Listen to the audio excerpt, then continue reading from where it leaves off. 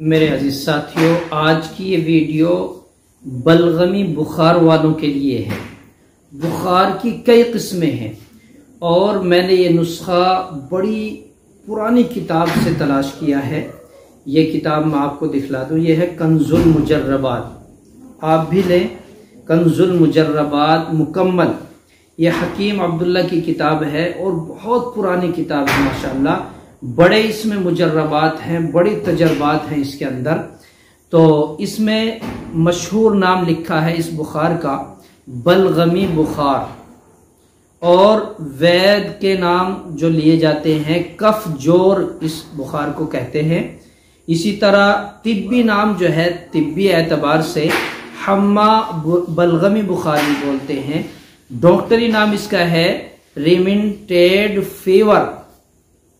तो असबाब क्या हैं, इस बुखार के बनने की वजह क्या है, आमतौर पर यह बुखार क्यों बनता है, तो इसमें लिखा है हकीम अब्दुल्ला साहब ने कि सर्द और बोझल गिजाओं का ज्यादा इस्तेमाल करने से, जो ठंडी गिजाएं हैं और बोझल गिजाएं हैं उसके इस्तेमाल करने, और सर्द मकामात में जहां ठंडी ज्यादा पड़ती हो या ठंडा इलाका हो तो इस मकाम में भी रिहाइश करने वगैरह से बदन में बलगम पैदा होकर बदन मुताफन हो जाता है, बदबू हो जाती है बदन में, और इसी वजह से ये बुखार पैदा होता है।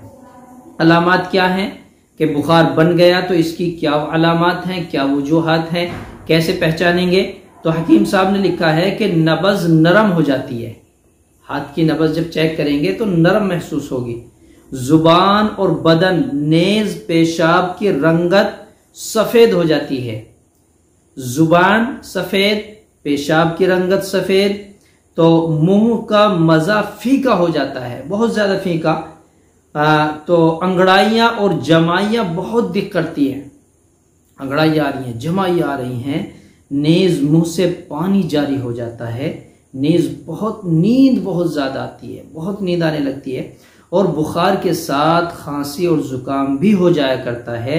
ये एक अलामतें हैं। एक खास बात इसमें और समझने की है जो हम सब के लिए जरूरी है और तवज्जो की जरूरत है। एक तो हमने असबाब बतलाया और फिर इसकी एक अलामत बताई। एक खास बात यह है कि ये बलगमी बुखार बच्चों और बूढ़ों को ज्यादा आता है, जवानों को बहुत कम आता है।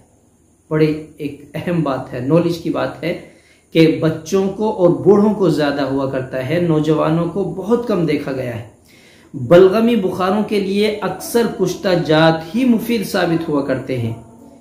बादाम, मुनक्का, काजू, पिस्ते वगैरह या अखरोट, ये चीजें बलगमी बुखार के लिए ज्यादा कारआमद साबित है।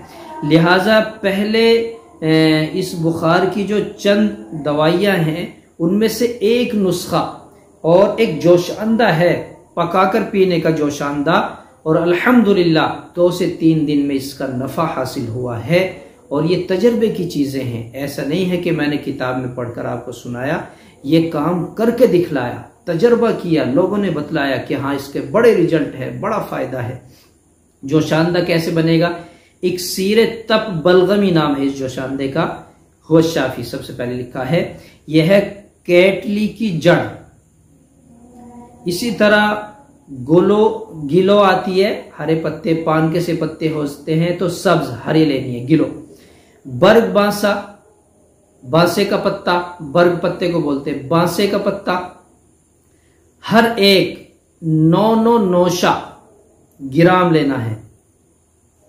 आधा सेर, आधा किलो पानी में जोश दे देंगे। इन सारी चीजों को पानी में डाल देंगे, आधा किलो पानी में, और आग पर रखकर इसको पकाएंगे, अच्छी तरह पकाएंगे।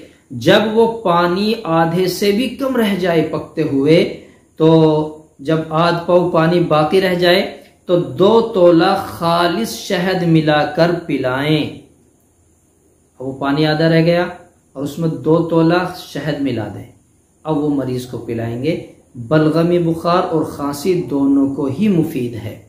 ये ऐसा जबरदस्त और लाजवाब नुस्खा है, इसको करेंगे तो इंशाअल्लाह इससे नफा होगा। अब मैं आपको बलगमी बुखार की सारी अलामतें, सर्द बुखार की अलामतें और जिस तरह के भी बुखार हैं आज आमतौर पर हमारे ज़ुबान में जो कह देते हैं मलेरिया है, डेंगू है, टाइफाइड है, या इसी तरह जो भी बुखारें आते हैं तरह तरह की। अब एक बात और मशहूर होगी कि बुखार आया प्लेटें कम होगी, प्लेटलेट सेल ये कम हो गए, ये बहुत सारी चीज़ें हैं, इन्हें हमें जांचों की और इन चीज़ों की ज़रूरत नहीं है। अल्हम्दुलिल्लाह ये पुराने हमारे बुज़ुर्गों के हकीमों के नुस्खे जात हैं जो हम 1 या 2 दिन के करने पर इससे शिफा हासिल कर सकते हैं। अल्हम्दुलिल्लाह।